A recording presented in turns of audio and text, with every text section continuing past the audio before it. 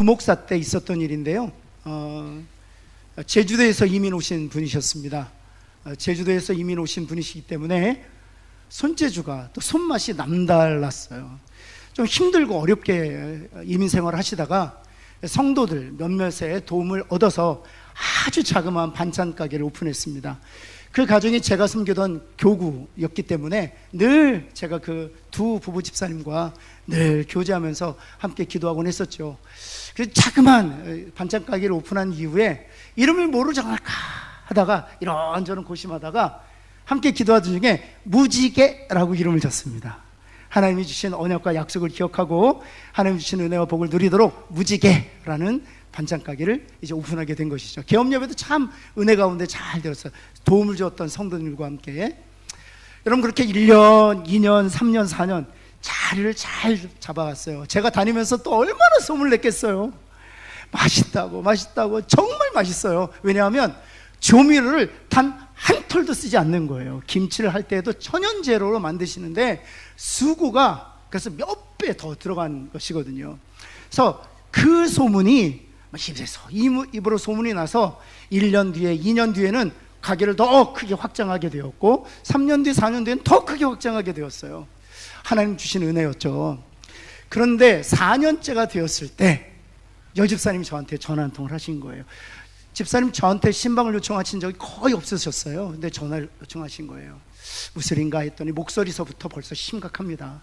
목사님 꼭 신방 와주세요. 그래서 제가 늘 사업장 가서 제가 잠깐 기도해 주다가 이제 집으로 가서 아내와 함께 신방을 하게 되었습니다. 기도 제목을 들었는데 정말 청천벽력 같은 소리를 들었어요. 여러분, 우리나라도 그렇지만 미국에서는 반찬 가게를 늘 운영하시기 위해서는 이 보건국에다가 자신의 건강 상태를 늘 보고를 해야 됩니다.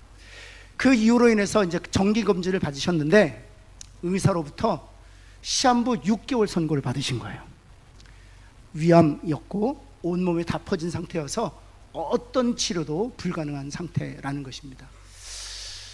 얼마나 신앙생활을 이쁘게 잘하셨는지 몰라요. 바쁜 와중에서도 7시 반 아침 일부 예배 꼭꼭 두 부부가 참석하면서 늘 신앙생활 정말 이쁘게 하셨던 분들이었기 때문에 그 얘기를 들었을 때 저의 마음은 무너지는 것 같았어요. 여러분, 종종 저는 우리 성도들의 성도들의 가정을 신방하다 보면 정말 신앙생활 이쁘게 하고 정말 하나님 정말 사랑했던 사람들이 병에 걸리기도 하고 경제적으로 바닥을 치기도 하고 부모님들은 너무 신앙 좋은데 자녀들은 불황자처럼 방랑자처럼 사는 가정들을 종종 만납니다. 여러분, 그때마다 제 마음이 힘들어요. 하나님 사랑하는 사람들 은혜와 복을 내리시고 정말 하나님 미워하는 사람들, 악한 사람들은 즉결 심판 내리셔서 그냥 각각 처단하시면 하나님 살아계신 것을 설교하지 않아도 성도들이 알지 않겠습니까? 세상 사람들이 알지 않겠습니까? 그런데 왜 하나님 이렇게 하십니까? 왜 예상치 못한 어려움들을 신앙생활 잘하는 이들에게 허락하십니까? 오늘 우리가 읽었던 본문은 그런 상황을 통과한 모든 하나님의 백성들에게 어떻게 이기고 승리할 것인지, 왜 그런 상황이 주어지는지 그 이유와 그리고 승리의 비결들을 말씀해 주고 계세요. 첫 번째 원리가 있습니다. 어떤 원리가 있냐면 이런 상황을 맞이할 때 그 땅에도 기근이 든다는 사실을 아는 것이 중요해요. 그 땅에도 기근이 든다는 사실을 아는 것이 중요해요. 여러분, 오늘 우리가 읽었던 본문은 이렇게 시작합니다. 창세기 10장 10절 말씀만 볼까요? 그 땅에 무엇이 들었다고요? 기근이 들었다고. 여기 그 땅이 중요합니다. The land라는 이 정관사가 붙는 것은 모든 사람이 알고 있는 땅이에요. 여러분, 그 모든 사람이 알고 있는 그 땅은 어디를 얘기하는 걸까요? 창세기 12장 1절입니다. 그 땅은 바로 이 땅입니다. 여호와께서 아브라함에게 이르시되 너는 너의 고향 친척과 아버지 집을 떠나라 하는 것입니다. 이 고향 떠나라는 거, 친척 집도 아버지 집도 모든 생활의 기반이 있는 곳을 떠나라, 세이프존, 안전지대를 떠나라는 것입니다. 왜요? 그 땅 때문에. 그 땅이 더 좋으니까. 그 땅이 어떤 땅입니까? 내가 내게 보여줄 땅. 누가 보여주시는 땅이요? 하나님이 보여주신 땅이에요. 여러 땅 중에 하나님이 콕 집어서 이 땅, 하나님이 말씀해 주신 약속의 땅이죠. 그리고 그 땅에 가면 하나님께서 어떤 복을 주실 것인지를 2절에서 하나님께서 가르치세요. 2절 한번 볼까요? 그 땅에 가면, 그 땅에 거주하면, 그 땅에 살면 내가 너로 큰 민족을 이루고 내게 복을 주어 내 이름을 창대케 하리니 네가 무엇이 될 거라고요? 복이 될, 그 땅이라고요. 근데 그 땅에 무엇이 들었다고요? 12장 10절? 기근이 들었다고요. 한번 따라해 볼까요? 그 땅에도 기근이 듭니다. 한번 할까요? 그 땅에도 기근이 들어요. 여러분 요셉 보세요. 하나님께서 티네이저 시간에 환상을 통해서 여러분 하나님께서 사실들을 요셉에게 먼저 보여주셨잖아요. 그런데 요셉의 삶이 평탄했습니까? 아니요. 노예 생활을 했어요. 또 죄수 생활을 했어요. 다윗 보세요. 하나님께서 용모가 출중한 다윗의 형제들 다 물리치시고 정말 아버지의 눈에도 성에 차지 않았던 다윗을 세우셔서 기름 부으시고 다음 왕으로 세우셨잖아요. 여러분 그래서 골리앗까지 이기고 승리합니다. 그때는 하나님의 뜻이 이루어지는 것 같았습니다. 그런데 여러분 그의 삶이 또 평탄했습니까? 아니에요. 사울 왕의 쫓김을 당해서 유대 광야를 전전긍긍했습니다. 여러분 블레셋 왕으로부터 한 깃 모퉁이 얻어가지고 사는데 블레셋 왕으로부터 생명을 보존하기 위해서 침을 질질 흘려가면서 미친 척까지 했다고요. 뿐만 아니라 블레셋 왕이 이스라엘과 전투를 벌일 때 이 이스라엘 출신이었던 다윗 왕을 불러요. 그래서 다윗 왕이 다윗의 자신과 함께 용사로 있었던 400명과 함께 그 전투에 참여할 수밖에 없는 거예요. 자신의 민족과 전투의 최전선에서 맞닥뜨려야 되는 그런 운명까지 겪게 되는 것이, 하나님한테 간절히 기도했을 거예요. 하나님 이 전투는 제가 제일 피하면 좋겠습니다. 하나님 은혜를 베푸셔서 그 전투에서 블레셋 왕이 마음을 바꿔요. 그래서 집으로 돌아가라고요. 그래서 기쁜 마음으로 집으로 돌아왔더니 어떻게 되었습니까? 아말렉 족속이 다윗이 집을 비인 사이에 그 집과 재산을 다 약탈하잖아요. 심지어 아내와 자식들까지 다 노예로 끌어갑니다. 여러분 그 잿더미 위에 앉아서 다윗이 펑펑 눈물을 쏟습니다. 뿐만 아니라 다윗과 함께 있었던 용사들이 손가락질을 하면서 다윗을 저주하고 심지어 돌을 들어 다윗을 죽이려고까지 해요. 여러분 그 땅에도 기근이 듭니다. 신앙생활 잘해도요 이렇게 6개월 시한부 암에 걸리기도 하고요, 신앙생활 이쁘게 해도 여러분 때로는 경제적으로 바닥을 치기도 합니다. 신앙생활 잘하는 부모님 밑에서 불황자 같은 아들들이 자랄 수도 있어요. 사랑하는 성도, 왜입니까? 이 땅은 죄로 말미암아 부패하고 타락하고 고장나 있기 때문이에요. 여러분 천국에서 우리가 기근을 만날까요? 아니요. 천국에서는 영원한 안식을 누리게 될 거예요. 그러나 이 땅에서는요 죄로 말미암아 타락하고 부패하고 엉망진창이 고장났기 때문에 신실한 그리스도인이고 하나님이 택하셔서 하나님의 백성으로 삼으신 거룩한 대상 같은 하나님의 소유된 바 잘 드려도 고난을 당한 거예요. 사랑하는 성도는 꼭 기억하세요. 그 땅에도 기근이 든다는 사실이에요. 옆에 있는 분에게 한번 축복합시다. 또 위로하는 거죠. 그 땅에도 기근이 듭니다. 한번 할까요? 한 번 더 합시다. 그러니까 괜찮아. 한번 할까요? 여러분 정말 괜찮아요. 괜찮아요. 그래서 두 가지만 하지 말으시면 돼요. 그 땅에도 기근이 든다는 사실을 알고, 첫 번째는 스스로 자학하시면 안 돼요. 스스로 자학하시면 안 돼요. 여러분 그 땅에도 기근이 듭니다.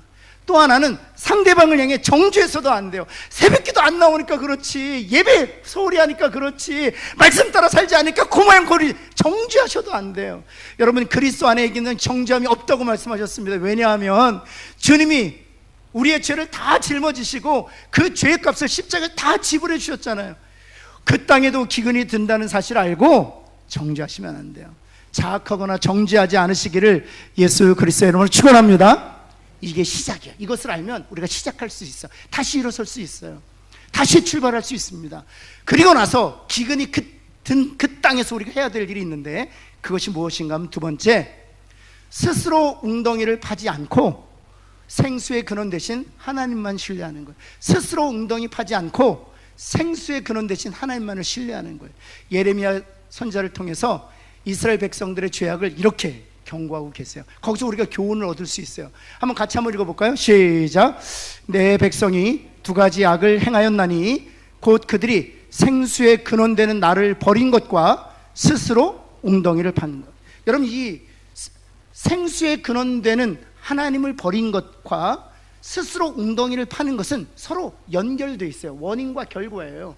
생수의 근원 되시는 하나님을 버렸기 때문에 생수를 얻기 위하여 스스로 웅덩이를 팔 수밖에 없는 것이죠. 근데 생수의 근원 되신 하나님 버림으로 말미암아 결과로 스스로 웅덩이를 판 것이 왜 잘못됐느냐? 그것은 물을 가둘 수 없는 터진 웅덩이이기 때문에, 우리가 아무리 치밀하게 계산하고 치밀하게 설계해서 웅덩이를 만든다 할지라도 결국에 그 웅덩이는 어떤 웅덩이? 터진 웅덩이이기 때문이라는 거예요. 여러분, 아브라함이 이 기근을 만났을 때 어떻게 반응한지 한번 보실까요? 스스로 어떻게 웅덩이를 파는지. 여러분 12장 10절입니다. 그 땅에 기근이, 그 땅에도 기근이 들 수 있어요. 그런데 그 기근에 대해서 아브라함이 이렇게 반응합니다. 아브라함이 어디에 거류하려고? 애굽에 거주하려고 그리로 내려갔다는 것입니다. 여러분, 하나님께서는 분명히 아브라함에게 그 땅을 주셨어요. 근데 그 땅에도 기근이 들 수 있어요. 근데 그 기근에 대해서 아브라함이 어떻게 반응하느냐 하면 애굽으로 내려가는 거예요. 여러분, 아들 이삭이 똑같은 기근을 만납니다. 그때 이삭에게 주신 말씀 한번 볼까요? 한번 보시겠습니다. 창세기 26장 말씀인데요, 여호와께서 이삭에게 나타나 이르시되, 그 다음 같이 한번 읽어볼까요? 시작. 어디로 내려가지 말라고요? 애굽으로 절대로 내려가지 말라고. 어디에 거하라고요? 그 땅에 거하라고요. 그 땅에 거하라고. 이게 하나님의 마음이에요. 근데 그 땅에 기근이 들었을 때 아브라함이 반응한 것은 그 땅을 떠나서 애굽에 거하려고 했던 것입니다.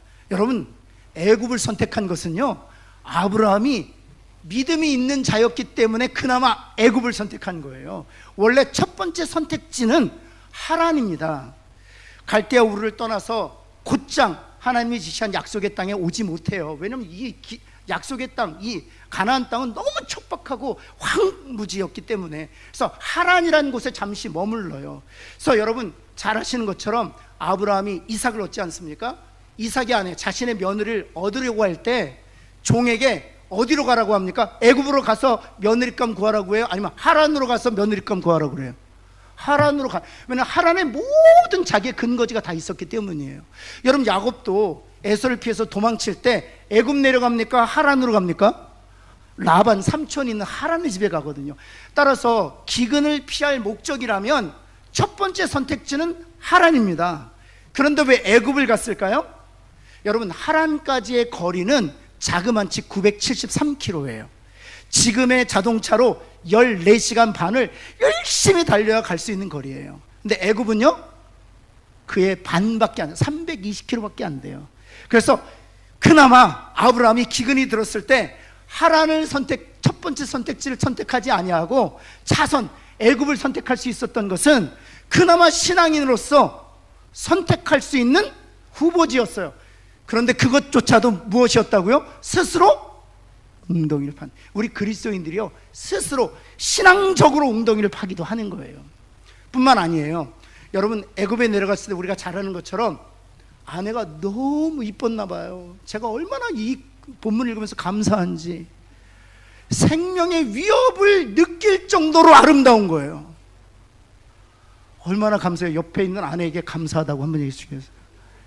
여러분, 생명의 위협을 느낄 정도로 아름다웠던 거예요.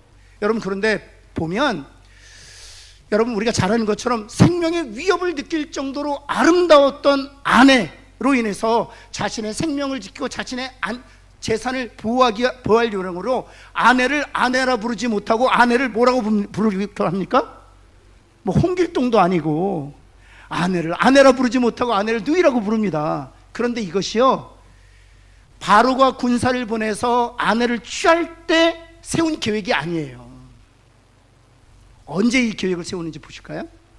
여러분 한번 보시겠습니다. 12장 11절 13절에 기록되어 있는데, 그가 애굽 가까이 이르렀을 때 그의 아내 사라에게 말하게, 내가 알기에 그대는 아리따운 여인이라. 언제 이 계획을 세워요? 애굽에 들어가기 전에. 애굽에 들어가기 전에 자신의 생명과 재산을 지키기 위하여 의도적으로 계획해요.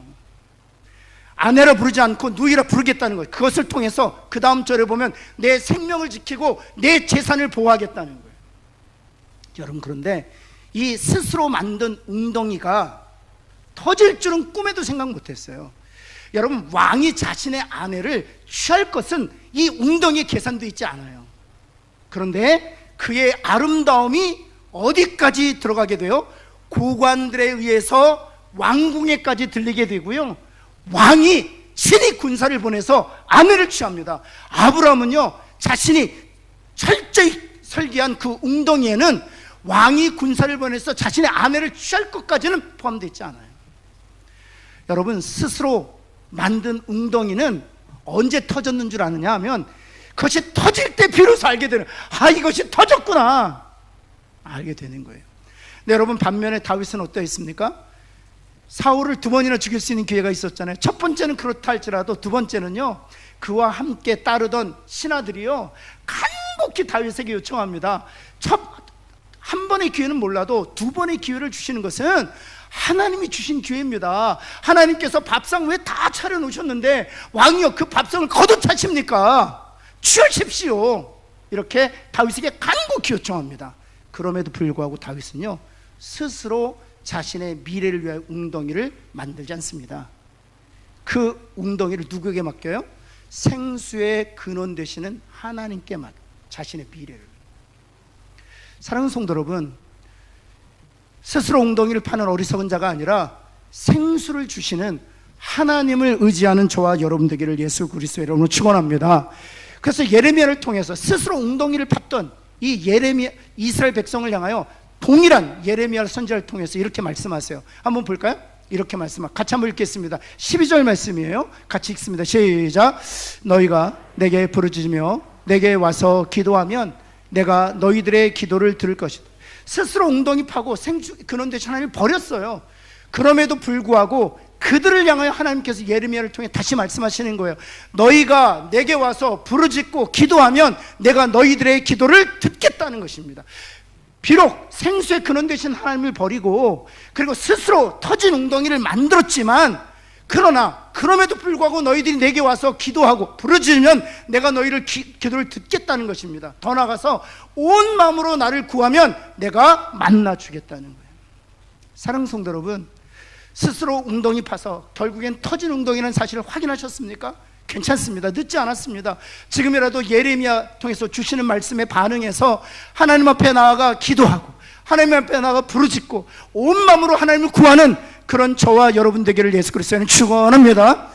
근데 여기까지 말씀드리면요, 이런 분들이 꼭 계세요. 목사님 말씀 듣고 은혜 받아서 병원 치료 그만뒀어요.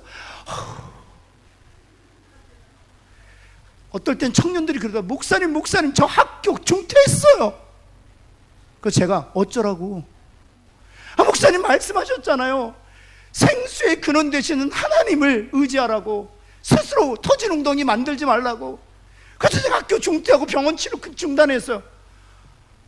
저를 얼마나 놀라게 하는지 이 말씀을 잘 들으셔야 돼요.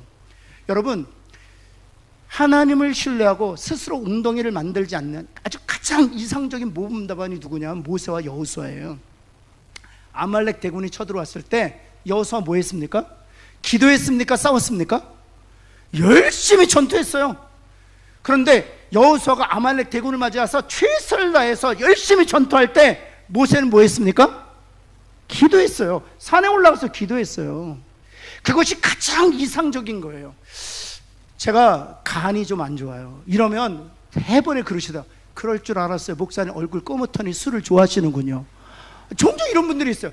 제 간이 감기약 타이노롤에 알러지 반응을 일으켜요. 저는 에드빌을 먹어야 됩니다.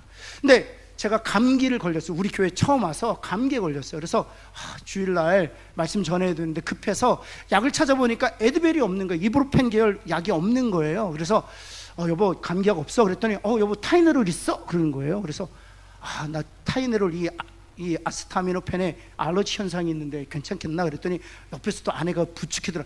여보 그 10년 전 지났는데 괜찮을 거야. 한 알인데 뭐 어때? 한 알인데 여보. 그래서 제가 꼴락 생겼네요. 그 다음날 쓰러졌습니다. 저는 바로 쓰러져요.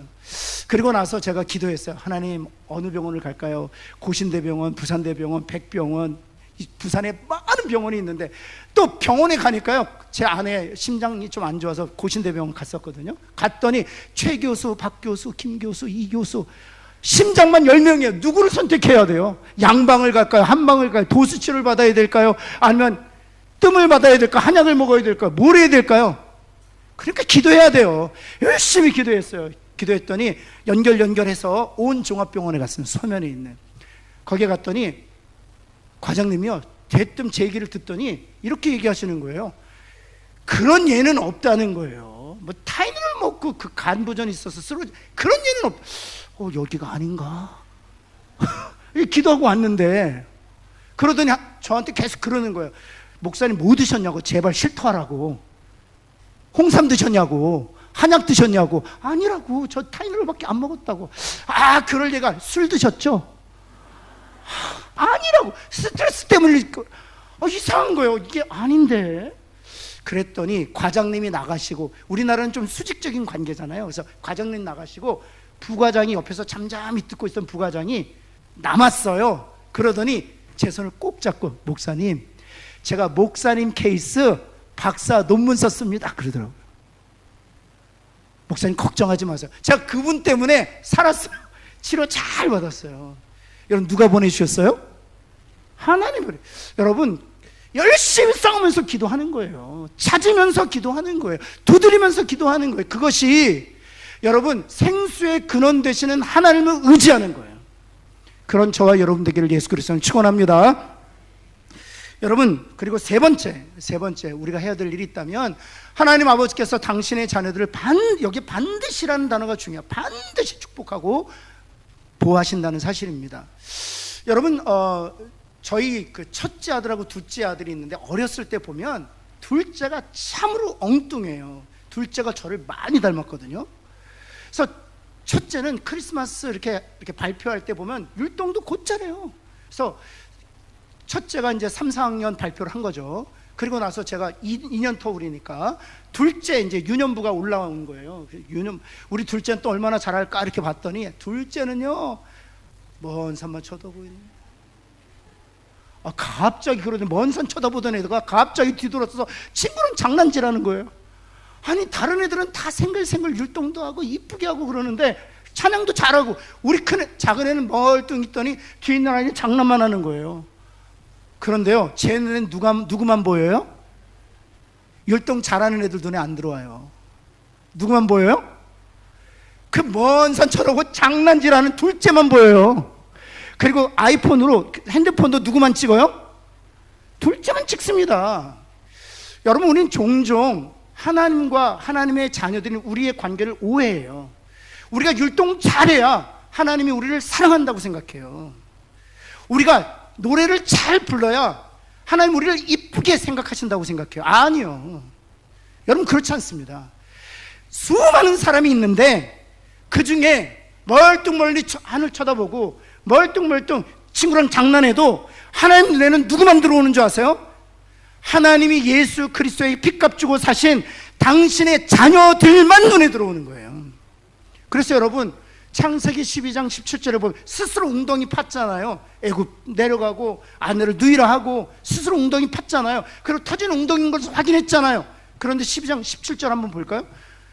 여호와께서 누구에게 재앙을 내리셨다고요? 아브라함이 아니라 바로에게 재앙을 내리셨다고. 왠 줄 아세요? 여러분, 하나님이 아브라함을 자신의 자녀로 삼고 사랑하기로 결정하셨기 때문이에요. 여러분, 성경에 보면 야곱 보세요. 야곱 보면 참 마음에 안 들어요. 참 마음에, 늘 속이는 자예요. 여러분, 그래서 야복강에서 하나님께서 그의 신분, 정체성을 바꿔주죠. 여태까지 속이는 자로 살아왔으나 이제 내가 하나님의 통치를 받는 이스라엘이 될 것이다, 이렇게 신분을 바꿔주세요. 그렇다면 신분에 걸맞도록 살아야 되지 않습니까? 마찬가지예요. 죄인으로 살아왔지만 그리스도 안에서 우리를 의인이라는 신분을 주신 것이죠. 그럼 의인답게 살아야 되지 않습니까? 세상에 속한 육신의 자녀들이었지만 하나님의 전적인 나라로 하늘에 속한 천국 시민권을 가진 하나님의 자녀가 되었죠. 그럼 하나님의 자녀답게 살아야 되잖아요. 근데 야곱을 한번 보시겠어요? 하나님께서 이스라엘이 되게 하셨음에도 불구하고 에서가 400명의 군사를 이끌고 자신을 마중하러 온다는 소리를 듣고 자신의 때를 두 때로 나눕니다.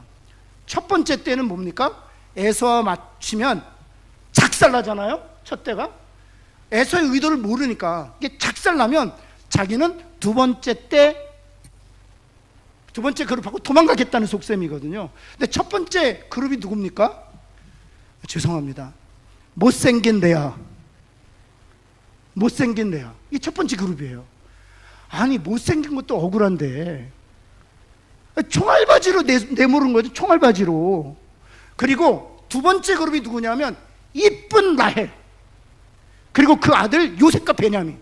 이게 언제냐면 다시 말씀드리지만 야복강 이전이 아니에요. 하나님의 은혜로 그의 신분과 정체성을 바꾸어 주시는 은혜와 복을 누렸음에도 불구하고 여전히 이스라엘답게 살지 못하고 야곱적으로 사신다고요. 그런데 하나님께서 그 야곱을 향하여 뭐라고 말씀하시는 줄 아세요? 이렇게 말씀하세요. 왜 그랬는 줄 아니 내가? 이렇게 말해요. 로마서 9장에서 그 이유가 있어요. 기록된 바 내가 야곱은 어찌하기로 결정했다? 네, 사랑하기로 결정한 거예요. 여러분, 우리가 아직 죄인 되었을 때 그리스도께서 저와 여러분들 위해 십자가를 지셨습니다. 그래서 하나님이 우리를 사랑한다고 확증해 주셨어요. 그거 십자가예요. 여러분, 그 십자가는요, 십자가를 통해서 주어진 그 하나님의 사랑의 확증은요, 하나님의 자녀로 이 땅을 살면서도 역시 마찬가지예요. 때로는 우리 육신의 연약함 때문에 생수의 근원 대신 하나님을 의지하지 못하고 스스로 웅덩이를 팔 수도 있어요. 그래서 그것이 터져버릴 수도 있어요.